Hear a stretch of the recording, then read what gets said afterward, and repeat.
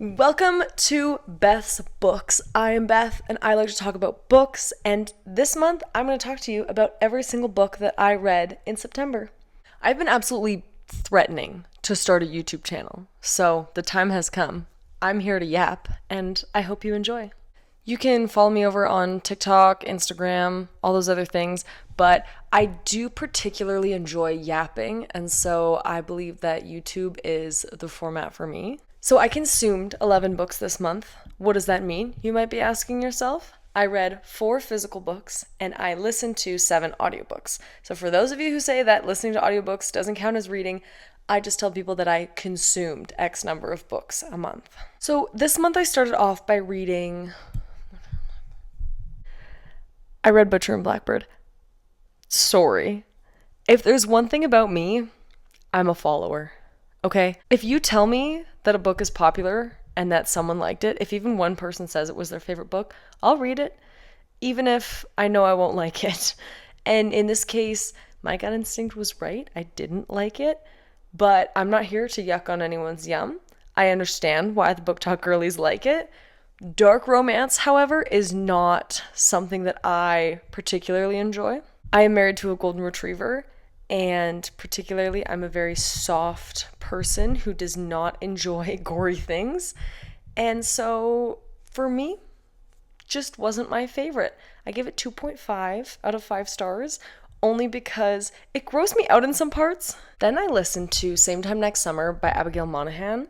This is a very short book, so it's easy to get through. It's kind of pitched as a summer romance. I had a very full summer, so I was actually kind of reading most of my summer romances in September, even though it's basically fall where I live at that point. Personally, I felt like it was almost women's fiction. It wasn't really romance. It's more about the female main character finding herself with a subplot of romance.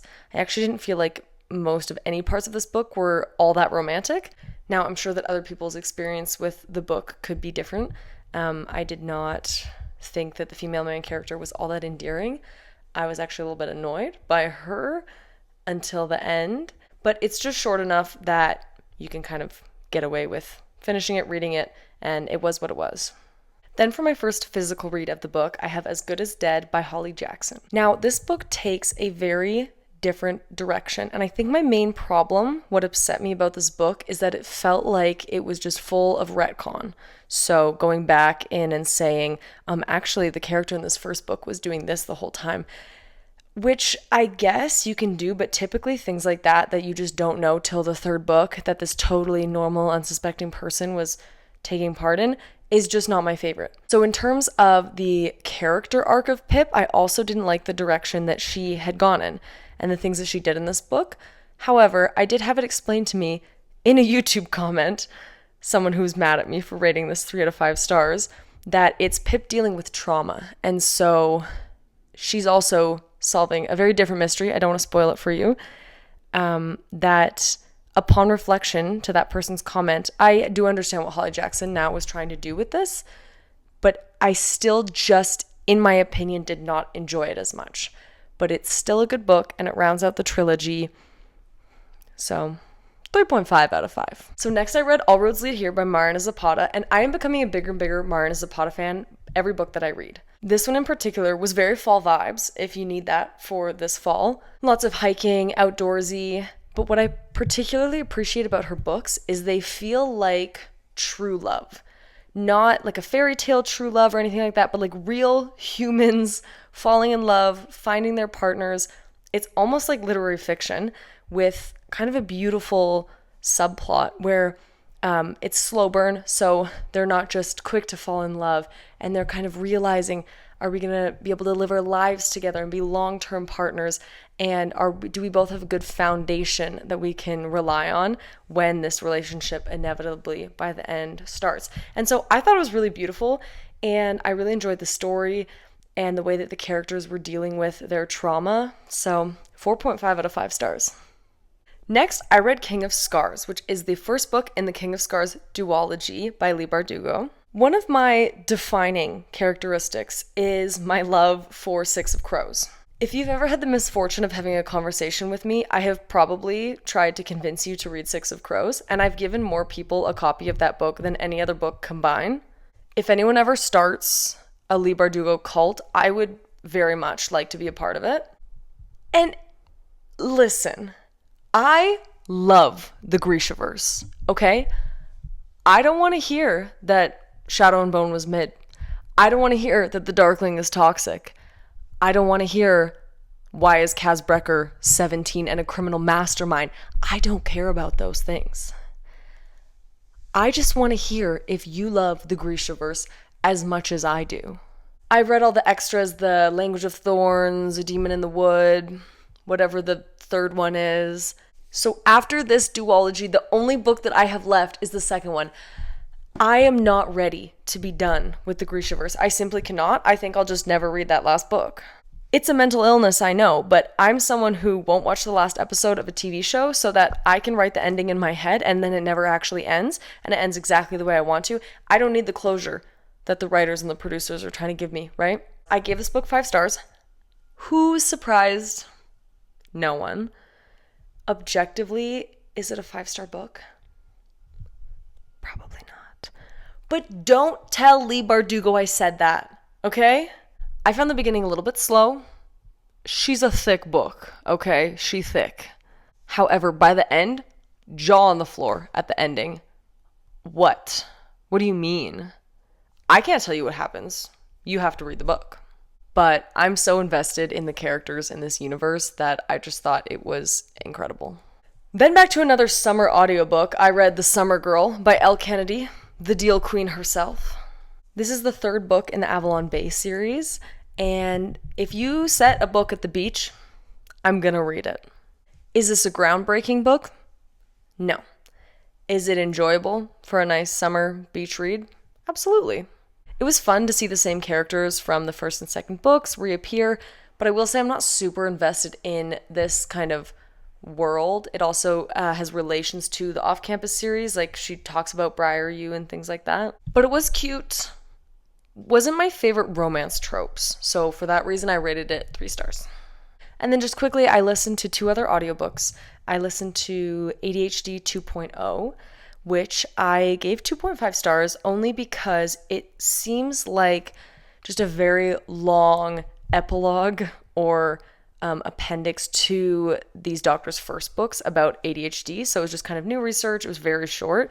So because of that, I didn't feel like it was a book that could actually be published all on its own. I thought it should have been a little bit longer, more substantial. But it's definitely good research to be aware of, I think, in this day and age, right, where ADHD is something that we should all be educated about. And then I listened to Live No Lies by John Mark Comer, who I believe is a pastor in Portland, Oregon. I gave this book 4 stars. I quite enjoy him as an author. I think he is a very good writer, very engaging, and he's a very compassionate and loving pastor also. So the way that he describes the life of Jesus and the things that we as Christians should be emulating, I thought were very, very peaceful and just very conducive to the way that we should be loving people. Okay, then I read Ari Adney, which is a book that was sitting on my physical TBR for literally years. I love Greek mythological retellings, which this one is, of course, of the story of Theseus and the Minotaur. Ari Adney was sort of pitched to me as a feminist retelling of the myth. I wouldn't necessarily categorize it as such. However, it is a female-centric retelling, but these women are still at the whims of the gods and of man. So they're carving out their own stories and finding strength in what they can. However, they are essentially powerless beings, really the whole story. I always find it quite interesting to take another look at these stories about the gods and heroes, because every time I heard them growing up, I would think, man, these guys kind of suck.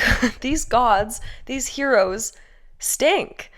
And essentially that's what this book is getting at. Theseus, bum. Absolute bum. Which I always got those vibes. I mean, Stephen Fry kind of paints Theseus as such. But the arrogance of the gods and heroes is just very prevalent in this book. And so Ari Adney and her sister are trying to find their way, trying to survive in this world essentially where they have no power. I also thought the postpartum representation in this book was quite interesting because there is intense postpartum depression on one side and then the feeling of liberation through having children on the other side.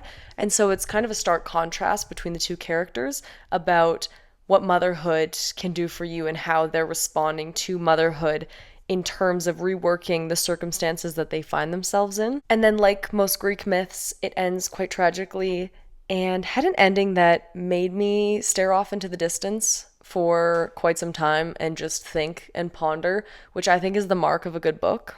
So I gave this book 4 out of 5 stars, and I'm actually itching to pick up Atalanta, which I have the physical copy of, and then I also have the Kindle copy of Electra by Jennifer Saint. The last book that I listened to in September was The Long Game by Elena Armas, very famous for the Spanish love deception. I finished this book only a couple days ago, and I'll be so honest, I can't remember like hardly anything about the FMC or the MMC.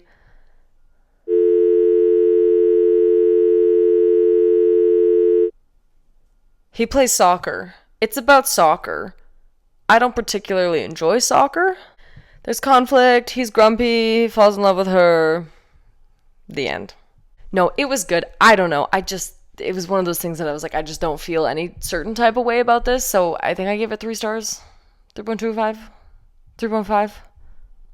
Something like that. And our very last book of this month. The Inheritance Games, I ate that up, okay? Was it a little bit young for me? Yeah. I don't actually care. You put a cute little puzzle in front of me, a little mystery. Yeah, I'll read that, okay? I accidentally bought this at the Chapters hardcover sale last Christmas, and when I say accidentally, it was intentional. I put it in my cart, but then when I got home and I was like, I didn't really enjoy the end of the Inheritance Games. Like, by the end, I was just kind of over it. Why did I buy the next book? I didn't need to. I don't really care about following the 2 brothers in this. So it sat on my TBR for a very long time, and I'm trying to get through my physical TBR before Christmas so that I can get new books. And I did not care when I started reading this book. I was like, boring. However, then I got like 100 pages in maybe, and I kept going back for more because, like I said, if there's one thing I love, just give me a cozy little mystery, a little puzzle box to intrigue me. The family drama in this group is messy. Messy, messy, messy.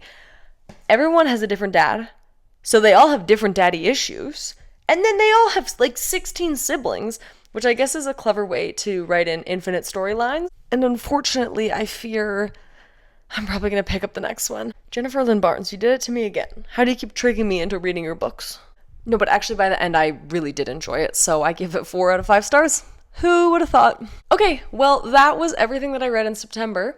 11 books, 4 physical, 7 audiobooks. I am finally out of, I think, my summer reading slump, so hopefully October is just as fun. Let me know if you read any of these books also. I'd love to know your opinions. Let me know what is on your October TBR. What are your hopefuls? And then also, I guess, like, comment, subscribe, whatever people at the end of YouTube videos say. So thank you for listening if you're still here. And I'll see you in the next one. Bye!